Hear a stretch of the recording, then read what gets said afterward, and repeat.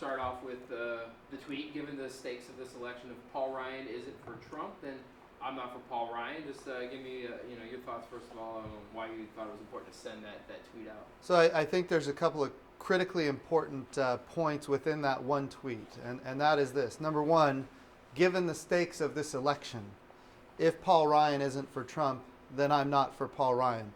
I want everybody to understand that the stakes in this election are extremely high. The Supreme Court is in the balance in this election. Obamacare is on the ballot in this election. The southern border of the United States is on the ballot in this election. These are very high stakes. And when you think about the Supreme Court, if Hillary Clinton wins this election, the Supreme Court could be 7-2 liberal to conservative, with the 7 being the liberals. This is a very high stakes election. Now, given how high these stakes are, it is my assessment that Republicans need to be united behind the nominee of the party, and that nominee is Donald Trump. Everybody in this district, well, a lot of people probably know that I worked really hard to make sure that Ted Cruz became the nominee of the party, and that didn't work. He won Oklahoma, but he did not win the United States of America. That being the case, Donald Trump is our nominee. When we split and when we fracture over this race, we are looking at a potential Hillary Clinton presidency. We know who she will put on the Supreme Court. Given the WikiLeaks revelations, we know that she supports a full open border on the south side of the United States. These are all very important things. So I want to be clear. Number one, that the stakes are high. And number two, my statement was an if-then statement. If Paul Ryan is not for Trump, then I am not for Paul Ryan. I am encouraging, as much as I can, Paul Ryan to support the nominee of this party, as well as all of the Republicans that serve in elected office. We have over 24 Republicans now that have backed away from our nominee. And given the fact that this nominee is the only thing between Hillary Clinton and the presidency, we need to stick with our nominee. Real quick, has Paul Ryan reached out to you? Have you had any contact with anyone in his office? No, I not yet. I'm sure that'll happen soon. Okay. And then, based on what you were saying, at what point, though, obviously you're saying this is an important enough election that I'm going to support the Republican candidate no matter what? I mean, maybe you're not saying no matter what here, but it sounds like, a lot of people jumping off ship, a lot of people being very critical of the comments. Not enough for you to sway your mind. Is anything that he does going to make you lose support for him? Here's what we need to understand. One of two people will be selected as President of the United States in this election. It will either be Donald Trump or Hillary Clinton. And what hangs in the balance, in my view, is so important that his comments were horrific, terrible. But what hangs in the balance is more than that. I would also say this. What he said was terrible. What Bill Clinton did as President of the United States and before he was President of the United States, he engaged in sexual assault against women. Juanita Broderick was engaged. He engaged her in sexual assault. And then, of course, you've got Paula Jones and Monica Lewinsky and Kathleen Willey and others that were assaulted by Bill Clinton. And what was Hillary Clinton's reaction to that sexual assault?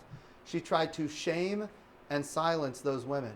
In fact, she said that they were part of a vast right-wing conspiracy, and when we're done investigating these women, they're going to have a lot to answer for. Well, let's be clear. These women worked for Bill Clinton. They were Democrats. They were not part of any vast right-wing conspiracy.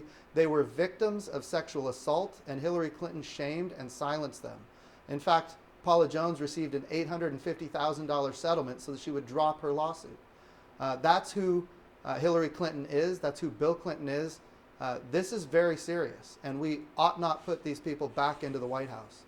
And it seems like at the same time there are some Republicans who have seemed to have forgiven Donald Trump, who have not necessarily pulled their support or endorsement.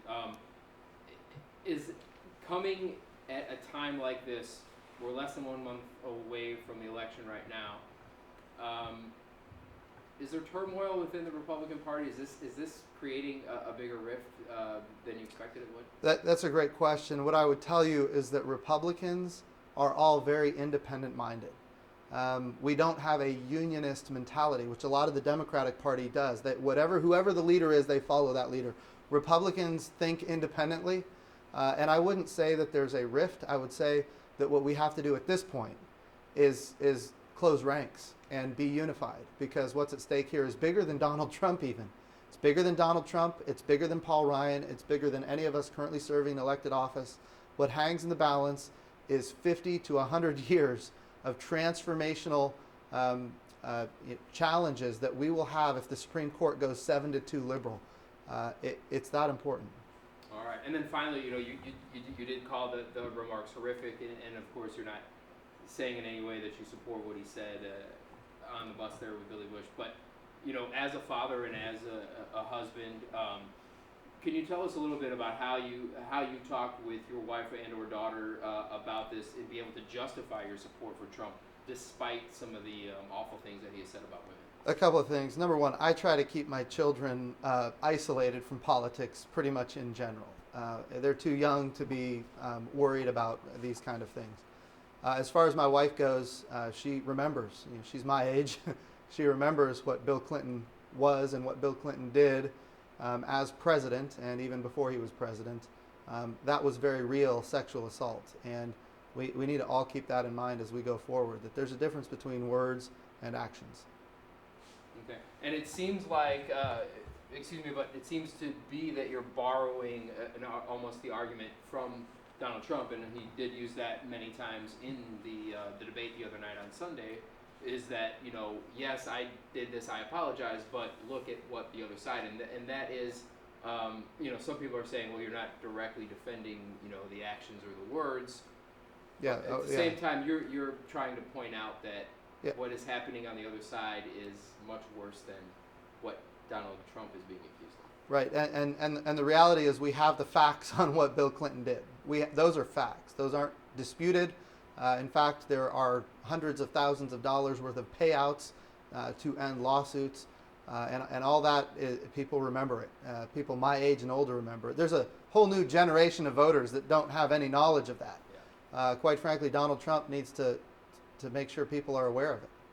All right. Is there anything else about this that you'd like to add? Anything you'd like to clear the air on or add to this conversation that we haven't already mentioned? I think that's about it. All right. Well, we do appreciate your time. Appreciate you stopping in. Thank you so much. Do we need a couple cutaways, or I don't know what they're using this for?